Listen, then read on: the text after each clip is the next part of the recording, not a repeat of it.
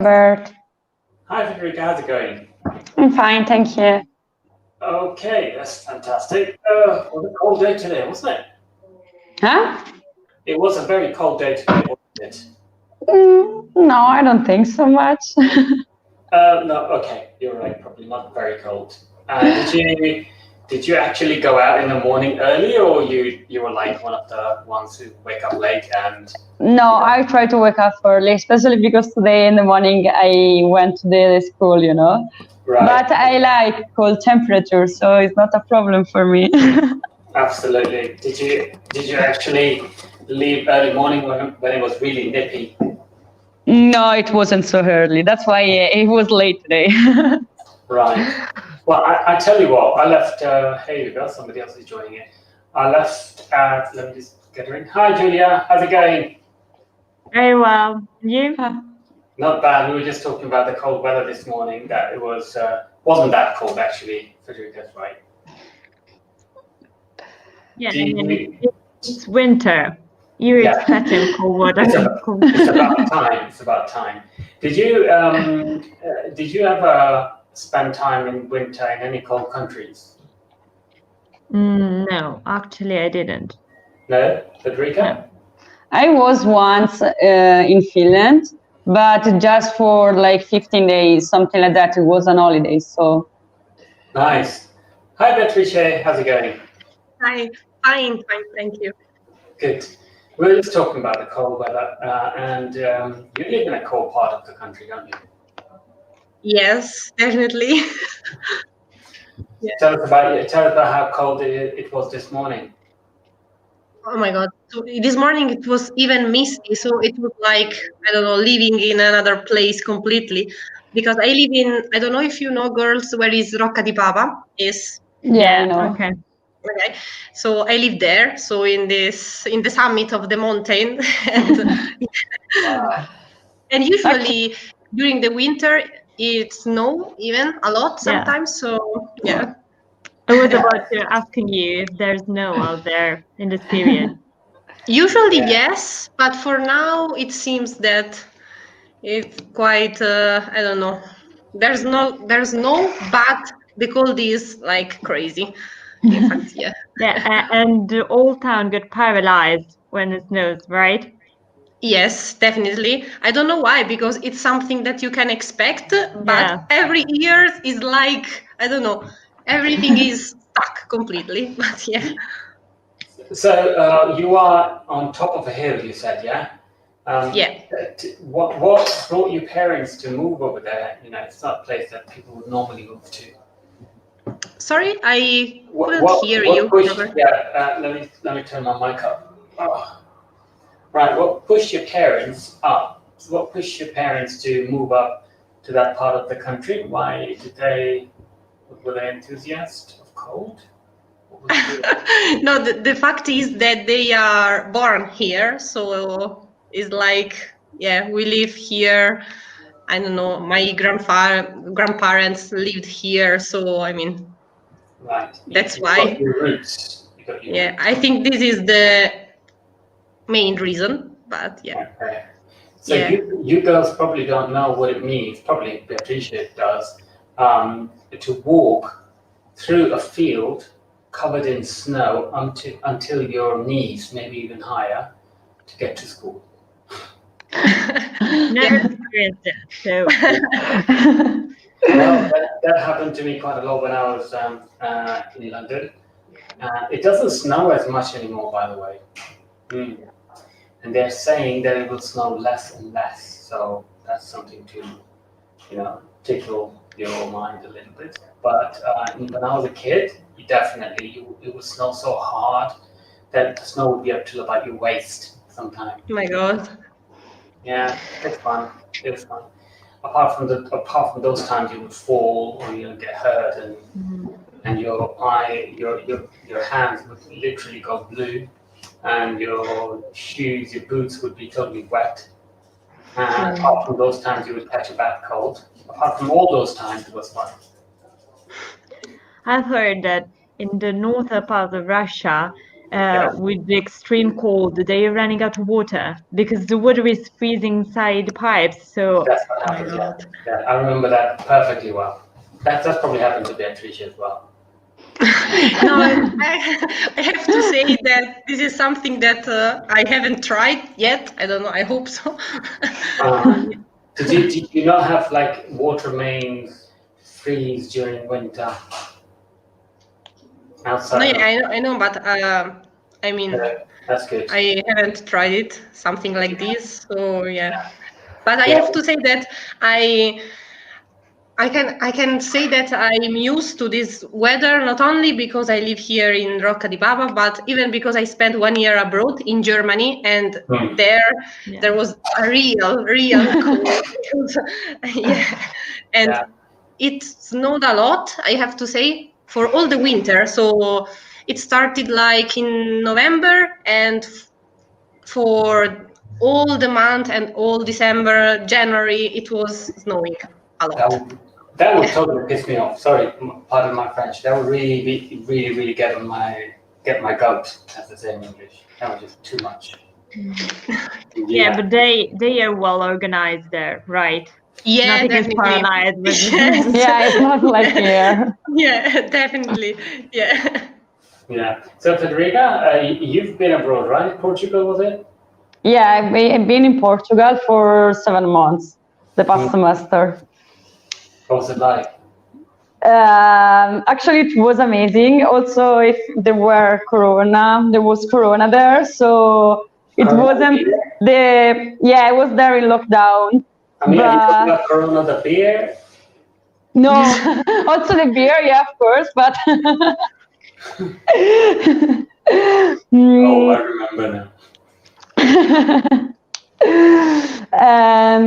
Yeah, it was pretty good, especially because I had the opportunity to travel in the summer and visit all the country.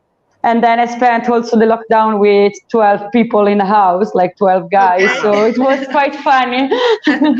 So you weren't alone, definitely. Yeah, definitely. It was even better to spend the lockdown with my parents, I think so. Where have you been? In Lisbon? I'm sorry? Where have you been? In Lisbon? Or? No, I've been in Porto. Yeah. But I've been different times in Lisbon, and actually I prefer Porto to Lisbon because it was a bit smaller. So you can live better. The city is not so big as Rome, like the big city has these things of traffic, and then if you want to move to a part of city to another, it's really difficult. And Porto was really small city, so I just went everywhere by walk. Sometimes I just took the metro to go to the ocean and surfing, but for the rest it was fun. Wow, that's so great that you lived in a place with sea. I don't know, it's something that I find it so beautiful. I don't know. Yeah, it was really, really beautiful, especially because, I don't know, like it wasn't really, was close to the ocean enough to go there every time you want, but it wasn't so close that it is a city, I would say that, like, a city from like really, okay, I don't know how to say that. But it was really fine. I really like it, enjoy it. Yeah, it seems like that you really enjoyed it, didn't you? Yeah, I did. Okay, so I'm going to type in an expression in the comments. Tell me if you know what that means. If I can get myself, it's really weird. Oh wait, I've got somebody else in there. Two people, wait. Anyway. Hello, Isabella, and hello, Valerio. Hello, good evening. Hi. Okay. Hi. I'm just writing an expression, so you can tell me what that means. Okay. It's an expression that we use in England quite commonly. And nobody knows what that means. Why we say it like that, nobody knows, but it's just what it is. So there we go. So Isabella, I can't see her or hear her. No idea what she's been having problems with her internet connection. So the expression is, what's that got to do with the price of onions? Yeah, okay, I can see it in the comments. Yeah, you can write. You can just speak it. Actually, we're live, so you don't have to write it. What do you think it means? Okay. Okay. I meant that you don't No have idea. you don't have to write it. Do you know the expression? What's that got to do with it?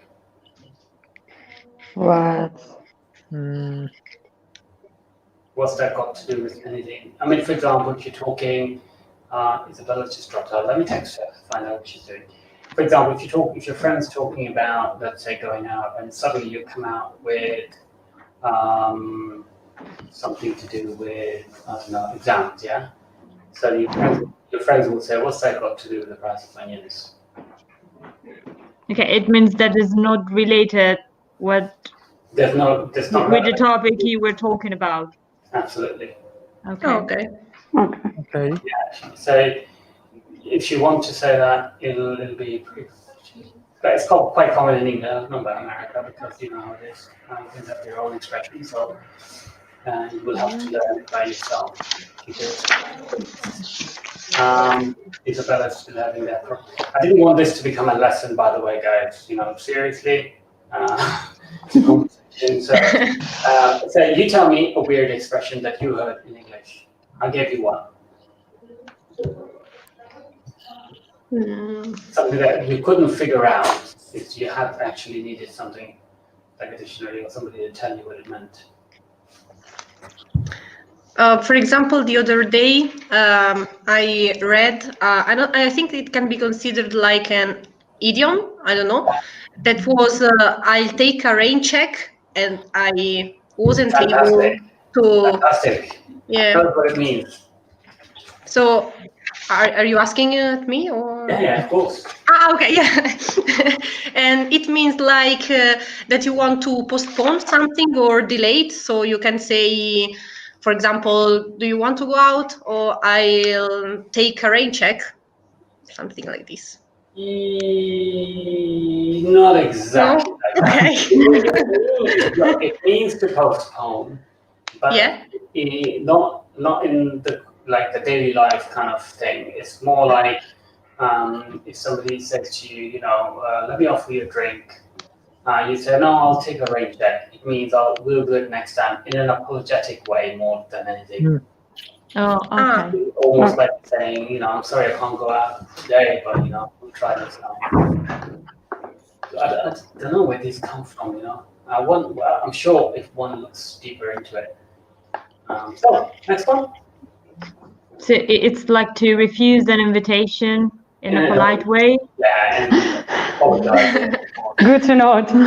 Especially when somebody asks you out, you know, you girls, and you don't want to, like, you know, interested. You can say, look, I'll take a rain check. Which means I'm not turning you down, but I'm not accepting either. So it's like turning you down, really, isn't it? Yeah. If you know, you know. Okay, next one. Anyone? I know one, but I'm not sure about the meaning of it.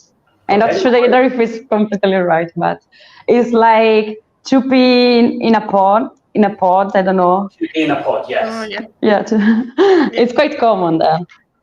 Yeah, it's probably self-intuitive to be in a pod, meaning very much, you know, in love, very much together. You like two peas in a pod are very much together, you know, so you can consider them to be very much in love, she said.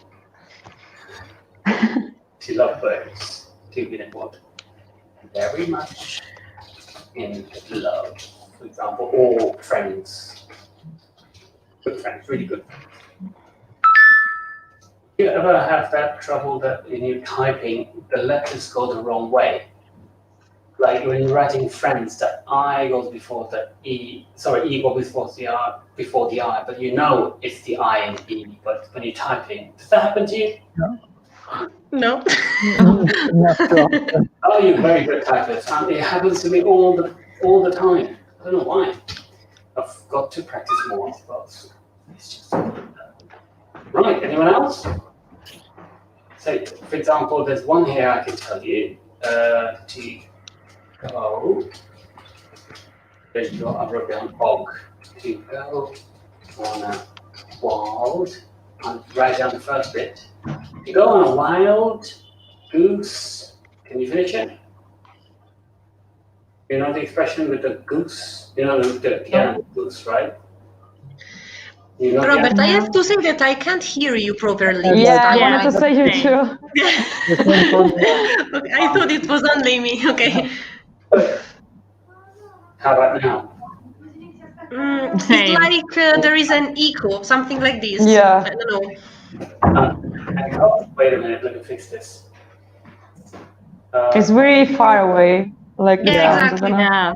It seems that you have a problem with your microphone. Now. Yeah, Better. that's Okay. Now it's Oh dear. You know, I have like 2 mics, and yeah. Okay. Right now the volume it's a little Yeah. low. is it better? No. No. no, you are still far. How about now? Okay. Slightly better. Slightly better? Oh, okay. Maybe now. Okay. No. Wait. Okay, now it's fine. Yeah, I mean, I don't know why this is happening because I'm on full gain, but I can see the mic is not like hitting the max level. Now it's I perfect. understand what you're saying. Yeah. I understand what you're saying. So what I'll do next time, I'll attach a preamp to that for people who do the music know what I'm talking about. So can you hear me now better? Yeah, Yes. definitely. Okay. Right. So to go on a wild goose, do you know the meaning of goose? Yeah. Yeah. The animal. Yes. Yeah. Okay. The animal.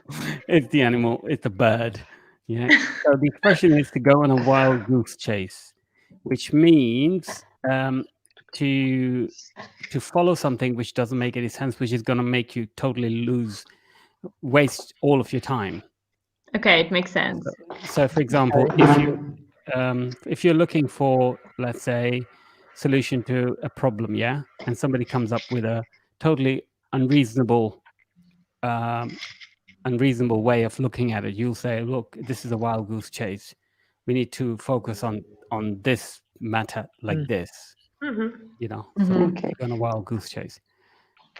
So that was to do with the goose, because the wild goose, you can never be caught. It's too good to be caught. So that's why they say, Okay.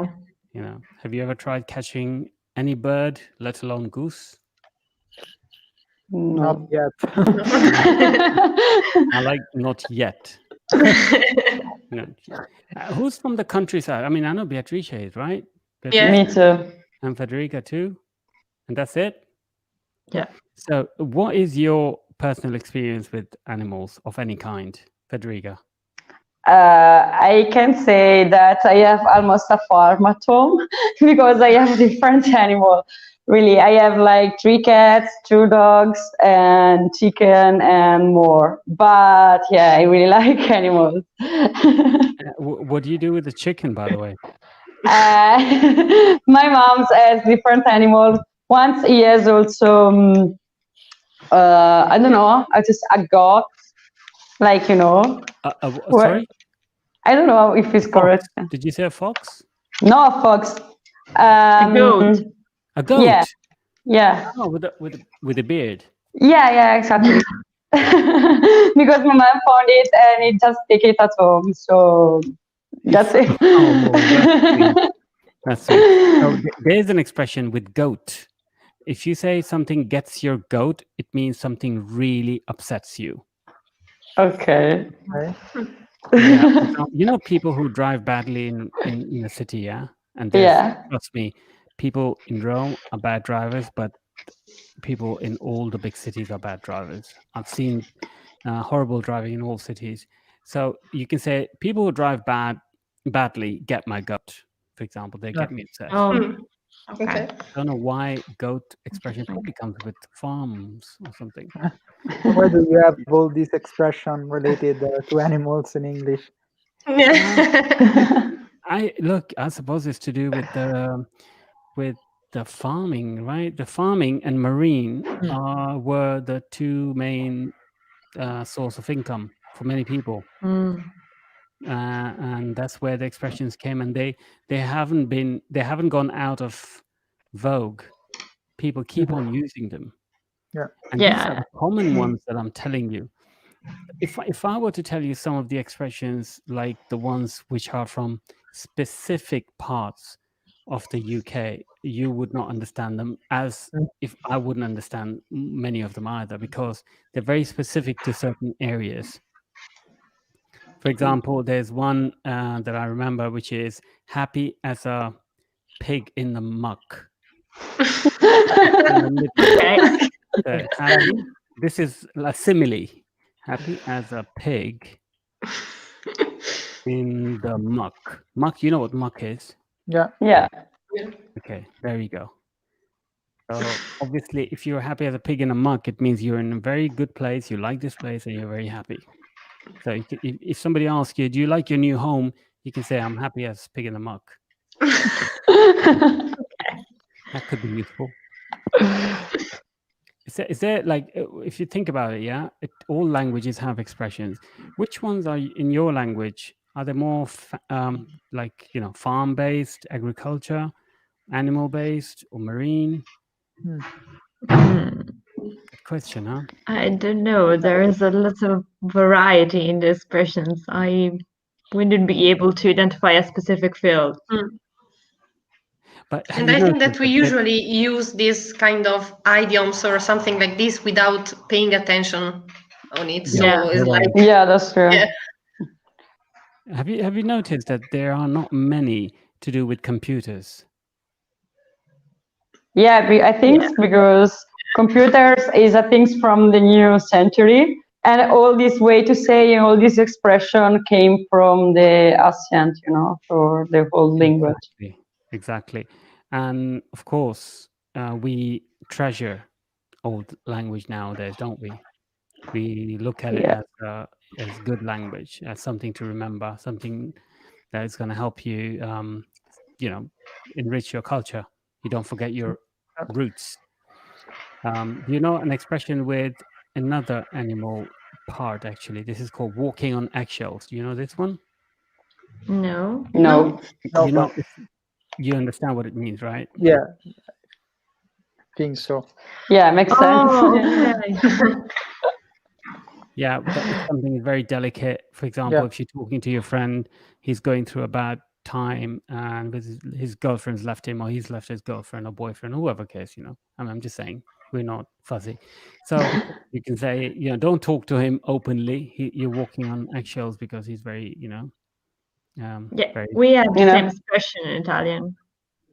Oh, it means when a matter is particularly delicate and you don't want to hurt somebody's feelings or something like that. You have the same expression.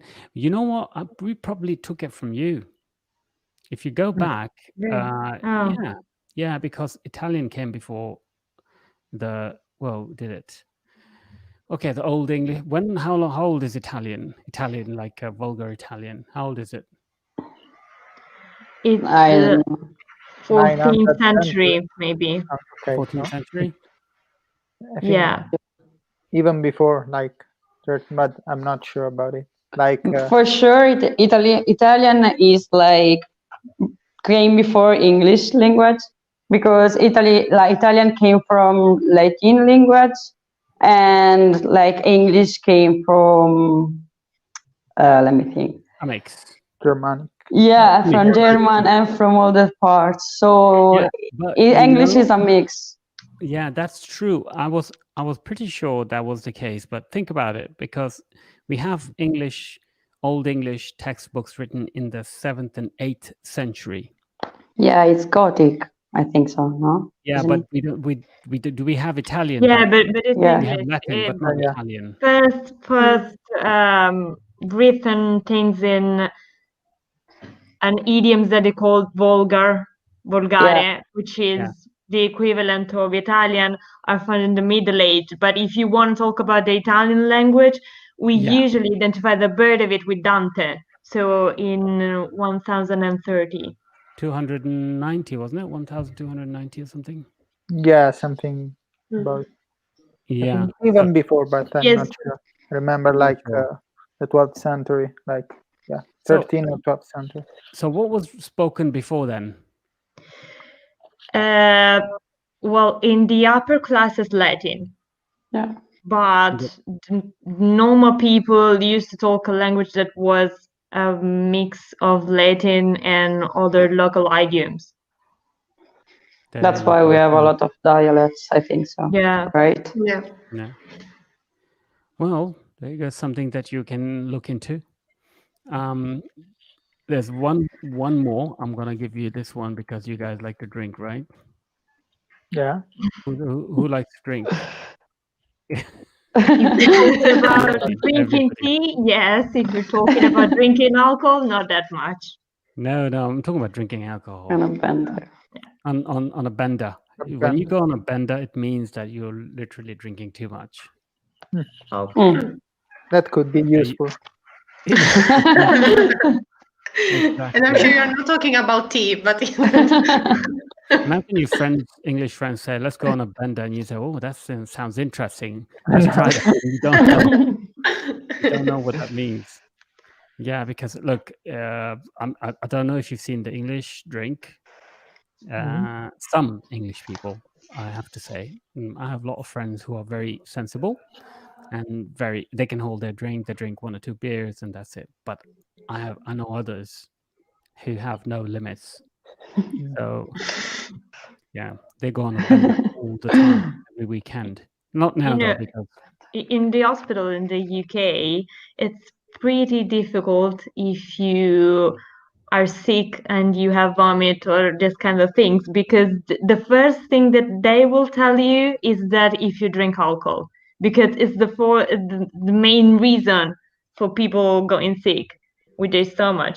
So if you have something else, it's very difficult to make them believe you that you didn't drink. That's absolutely true. That's absolutely true. And they give you a few minutes. They say, sit down, think about it. If you've been drinking, and you know if you've been drinking or not. You look totally wasted. Have you seen some of? And they tend to not give you any kind of drugs for this. It's very difficult to get drugs if you are sick in this field. I know this because I experienced it on my own, and oh my god! No, of course I hadn't drink, but I was maybe eating something that was not that good, and I haven't been very well. And we tried to reach a doctor, but he told me, "Are you sure that you're not drunk?" And I said, "Yeah, I'm pretty sure."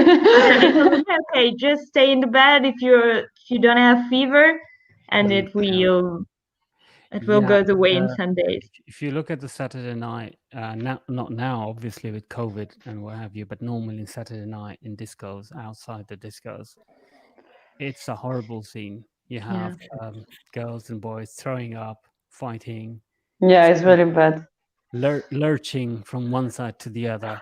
But I think that's related with the fact that British people are known in the world as the population who drink a lot of beer. No? Yeah. I think maybe Germans are the most popular. also British people are quite famous to drinking a lot of beer. That's true. Yeah. I think that one reason is the alcohol. It's very cheap there. Yeah. Not cheap. No. In Germany, it's cheaper for sure. Yes. I think that if you want to drink a beer, it's cheaper in the UK than in Italy.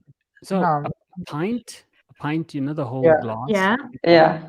Anything from, depends where you go to drink. Yeah. Anything from £3-4 to £10. Yeah. Okay. In Italy, it would be not less than €10.